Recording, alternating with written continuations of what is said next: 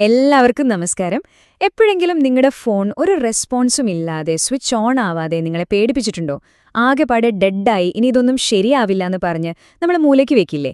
അങ്ങനെയുള്ള ഫോണുകളെ വീണ്ടും ജീവൻ വെപ്പിക്കാൻ ചില ടെക്നീഷ്യന്മാർക്ക് കഴിയും.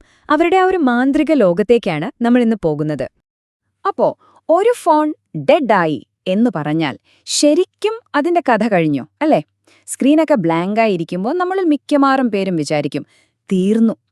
പക്ഷേ അതൊരവസാനമാണോ? അതോ നമ്മളറിയാത്ത എന്തെങ്കിലും ഒരു സാധ്യത അവിടെ ഒളിഞ്ഞിരിപ്പുണ്ടോ? ഒരിക്കലുമല്ല. നിങ്ങളുടെ കയ്യിൽ അതിന്റെ ശരിയായ താക്കോലുണ്ടെങ്കിൽ അതൊരിക്കലും ഒരു അവസാനമല്ല. ശരിക്കും പറഞ്ഞാൽ കേടായ ഒരു ഫോൺ എന്ന് പറയുന്നത് ഒരു പൂട്ടിയിട്ട മുറി പോലെയാ. പുറത്തുനിന്ന് നോക്കുമ്പോൾ നമുക്ക് തോന്നും ഒരു രക്ഷയുമില്ലെന്ന്. പക്ഷേ കറക്റ്റ് ടൂള് കയ്യിലുണ്ടെങ്കിൽ ആ പൂട്ട് തുറന്ന് നമുക്ക് നേരെ അകത്തേക്ക് കിടക്കാം. ശരി, അപ്പൊ നമുക്ക് ഈ ഡിജിറ്റൽ പൂട്ട് തുറക്കുന്ന ആളുകളെയും അവരുടെ സൂപ്പർ ടൂൾസിനെയും ഒന്ന് കണ്ടാലോ? നമ്മൾ ആദ്യം തന്നെ പരിചയപ്പെടാൻ പോകുന്നത് ഈ പണിക്ക് വേണ്ടി ഉപയോഗിക്കുന്ന ഒരു സ്പെഷ്യൽ ടൂളിനെക്കുറിച്ചാണ്. സിമ്പിളായിട്ട് പറഞ്ഞാൽ ഈ ടൂളിനെ ഒരു ഹാർഡ്വെയർ ട്രാൻസ്ലേറ്റർ എന്നോ ഒരു ഡിജിറ്റൽ താക്കോൽക്കാരനെന്നോ വിളിക്കാം. അതായത് ഫോണിന്റെ ബ്രെയിനുമായിട്ട് നേരിട്ട് സംസാരിക്കും, എന്നിട്ട് എന്താ മോനെ നിന്റെ പ്രശ്നം എന്ന് ചോദിച്ച് മനസ്സിലാക്കാൻ സഹായിക്കുന്ന ഒരു സംഭവം. ഇതാണ് ആ ഉപകരണം.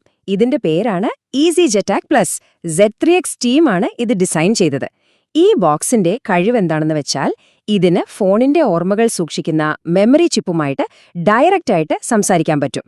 ഒരു ഫോൺ ഡെഡായി കഴിഞ്ഞാൽ അതിന്റെ ബ്രെയിൻ എന്ന് പറയാവുന്ന ഈ മെമ്മറി ചിപ്പുമായിട്ട് ഒരു കണക്ഷൻ ഉണ്ടാക്കുക. അതാണ് ഏറ്റവും ആദ്യത്തെയും ഏറ്റവും പ്രധാനപ്പെട്ടതുമായ സ്റ്റെപ്പ്. അപ്പോ അടുത്ത സ്റ്റെപ്പ് എന്താ? ഫോണിന്റെ മനസ്സ് വായിച്ചെടുക്കണം. ഫോണിന്റെ ഒരു ബ്ലാക്ക് ബോക്സ് പോലെയാണ് ഈ മെമ്മറി ചിപ്പ്. അതിൽ നിന്ന് കിട്ടുന്ന ഡേറ്റ വെച്ചിട്ട് എന്താണ് ശരിക്കുള്ള പ്രശ്നം എന്നുള്ളതിന്റെ തുമ്പുകൾ നമ്മൾ കണ്ടുപിടിക്കാൻ പോവാണ്. ഈ ടൂൾ മെമ്മറിയുമായി കണക്ട് ചെയ്യുമ്പോൾ ഇതുപോലൊരു ലോഗ് ഫയലാണ് നമുക്ക് കിട്ടുക. സത്യം പറഞ്ഞാൽ ഇതാ ഫോണിന്റെ മെമ്മറി ചിപ്പിന്റെ ഒരു കംപ്ലീറ്റ് ഹെൽത്ത് റിപ്പോർട്ടാണ്. ഒറ്റയടിക്ക് നോക്കുമ്പോൾ എന്തൊക്കെയോ കോഡുകളും അക്ഷരങ്ങളും ഒന്നും മനസ്സിലാവില്ല. പക്ഷേ കുറച്ചൊന്ന് ക്ഷമയോടെ നോക്കിയാൽ മതി. ഫോണിന്റെ എല്ലാ രഹസ്യങ്ങളും ഇതിനകത്തുണ്ട്. നോക്കൂ, ഈ റിപ്പോർട്ടിൽ നിന്ന് നമുക്ക് ആദ്യത്തെ ക്ലൂസ് കിട്ടിത്തുടങ്ങി. ഒരു ഉദാഹരണം പറഞ്ഞാൽ ഈ മെമ്മറി ചിപ്പ് ഉണ്ടാക്കിയ കമ്പനി ഏതാണെന്ന് ഇതിൽ കാണാം. SK Hynix. അതുമാത്രമല്ല, ഈ മെമ്മറിയെ പല പല പാർട്ടീഷനുകളായിട്ട് തിരിച്ചിട്ടുണ്ട്. അതിന്റെ വിവരങ്ങളും നമുക്കിവിടെ കാണാൻ പറ്റും. അപ്പോ എന്താണ് ഈ മെമ്മറി പാർട്ടീഷനുകൾ? നമുക്ക് സിമ്പിളായിട്ടൊന്ന് ആലോചിക്കാം. ROM 1 എന്ന് പറയുന്നത് നമ്മുടെ വീട്ടിലൊരു വലിയ സ്റ്റോർ റൂമാണെന്ന് വെച്ചോ. നമ്മുടെ ഫോട്ടോസ്, വീഡിയോസ്, ആപ്പുകൾ എല്ലാം സൂക്ഷിക്കുന്നത് അവിടെയാണ്. എന്നാൽ ROM 2, ROM 3 ഇവ രണ്ടും വളരെ ചെറിയ പക്ഷെ ഭയങ്കര പവർഫുള്ളായിട്ടുള്ള രണ്ട് താക്കോലുകളാണ്.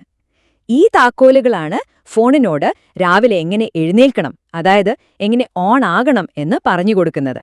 ഇനി നമ്മൾ ഈ ഡിജിറ്റൽ ഡിറ്റക്റ്റീവ് സ്റ്റോറിയുടെ ക്ലൈമാക്സിലേക്ക് കടക്കുകയാണ്.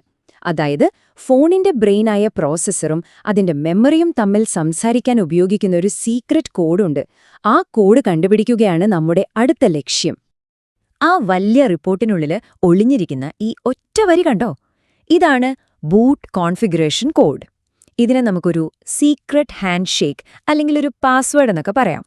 ഫോണിന്റെ പ്രോസസ്സറും മെമ്മറി ചിപ്പും തമ്മിൽ കമ്മ്യൂണിക്കേറ്റ് ചെയ്യുമ്പോൾ ഈ പാസ്വേഡ് കറക്റ്റായിരിക്കണം.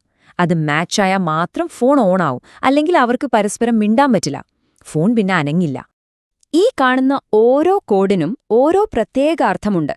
ഈ ഒരൊറ്റ കോഡ് നോക്കിയാൽ മതി ഈ മെമ്മറി ചിപ്പ് ഏത് ടൈപ്പ് പ്രോസസ്സറുമായിട്ട് സംസാരിക്കാനാണ് സെറ്റ് ചെയ്തിരിക്കുന്നതെന്ന് മനസ്സിലാക്കാൻ.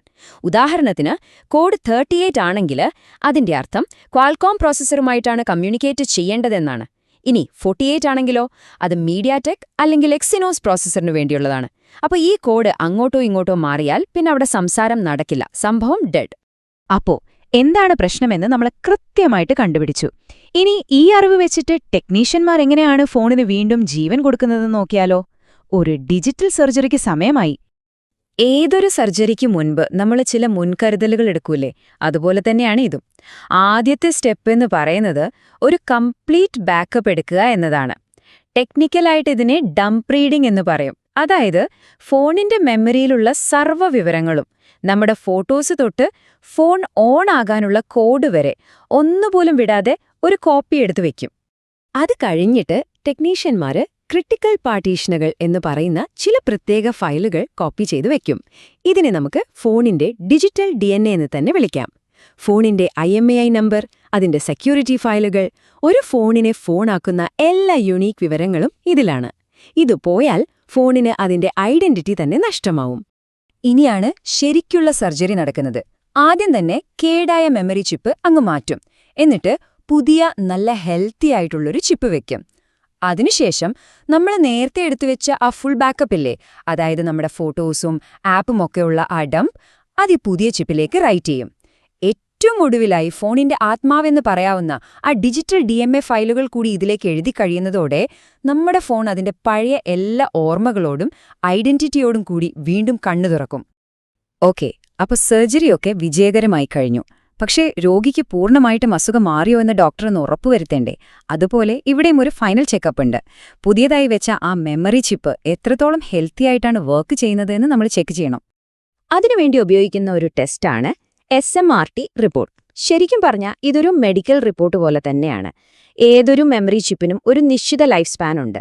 അതിന്റെ ജീവിതത്തിൽ എത്ര ശതമാനം ഉപയോഗിച്ചു കഴിഞ്ഞു, ഇനി എത്ര കാലം കൂടി ബാക്കിയുണ്ട് എന്നൊക്കെ ഈ റിപ്പോർട്ട് നമുക്ക് കൃത്യമായിട്ട് പറഞ്ഞു തരും. ദാ ഈ ടേബിളിലേക്കൊന്ന് നോക്കൂ. ചിപ്പിന്റെ ഹെൽത്ത് സ്റ്റാറ്റസ് ഇതിൽ ക്ലിയർ ആയിട്ട് കാണാം. നോർമൽ വാർണിംഗ് എന്നൊക്കെയാണെങ്കിൽ, അതായത് ഏകദേശം 80% വരെ ലൈഫ് കഴിഞ്ഞിട്ടുണ്ടെങ്കിൽ ചില സോഫ്റ്റ്വെയർ ട്രിക്കുകൾ ഉപയോഗിച്ച് അതിനെ വീണ്ടും ഹെൽത്തിയാക്കാം. പക്ഷേ സ്റ്റാറ്റസ് അർജന്റ് എന്നാണെങ്കിൽ, അതായത് 90% ലൈഫ് തീരുന്നെങ്കിൽ, പിന്നെ അത് റിപ്പയർ ചെയ്യുന്നതിനേക്കാൾ നല്ലത് ആ ചിപ്പ് അങ്ങ് മാറ്റുന്നത് തന്നെയാണ്. ഇവിടെ രസകരമായൊരു കാര്യമുണ്ട് കേട്ടോ. എല്ലാ മെമ്മറി ചിപ്പുകളെയും റിപ്പയർ ചെയ്യുന്നത് ഒരേപോലെയല്ല. അതിന്റെ ബ്രാൻഡ് അനുസരിച്ച് ട്രീറ്റ്മെന്റ് മാറും. ഇപ്പോൾ സാംസങ്ങിന്റെ ചിപ്പാണെങ്കിൽ അതിലെ RPMB എന്ന് പറയുന്ന ഒരു പ്രത്യേക ഏരിയ ക്ലീൻ ചെയ്താൽ മാത്രം മതി. പക്ഷേ മറ്റ് ബ്രാൻഡുകളുടെ ചിപ്പുകളാണെങ്കിലോ അതിനെ മൊത്തത്തിൽ ഫോർമാറ്റ് ചെയ്ത് അതിന്റെ സ്ട്രക്ചർ ആദ്യം തൊട്ടേ റീസെറ്റ് ചെയ്യേണ്ടി വരും. കണ്ടില്ലേ, ഓരോരുത്തർക്കും ഓരോ ചികിത്സാരീതി. അപ്പോ ഇതെല്ലാം കണ്ടു കഴിയുമ്പോൾ നമ്മളൊരു കാര്യം ആലോചിക്കണം. ഒരു ഡിവൈസ് എപ്പോഴെങ്കിലും ശരിക്കും ഡെഡ് ആകുന്നുണ്ടോ? അതോ അതിന്റെ ഉള്ളിലിരുന്ന് അത് സംസാരിക്കുന്ന ആ ഭാഷ മനസ്സിലാക്കി അതിന്റെ പ്രശ്നം തീർത്തു കൊടുക്കാൻ കഴിവുള്ള ഒരാൾക്ക് വേണ്ടി അത് മിണ്ടാതെ കാത്തിരിക്കുകയാണോ? അപ്പോ അടുത്ത തവണ നിങ്ങളുടെ ഏതെങ്കിലും ഗാഡ്ജറ്റ് ഇങ്ങനെ അനക്കമില്ലാതാടുമ്പോൾ ഒന്ന് ഓർത്തോളൂ, ഒരുപക്ഷെ അതൊരു അവസാനമായിരിക്കില്ല. ശരിയായൊരു ഡോക്ടറെ കാത്തിരിക്കുന്ന ഒരു രോഗി മാത്രമായിരിക്കും.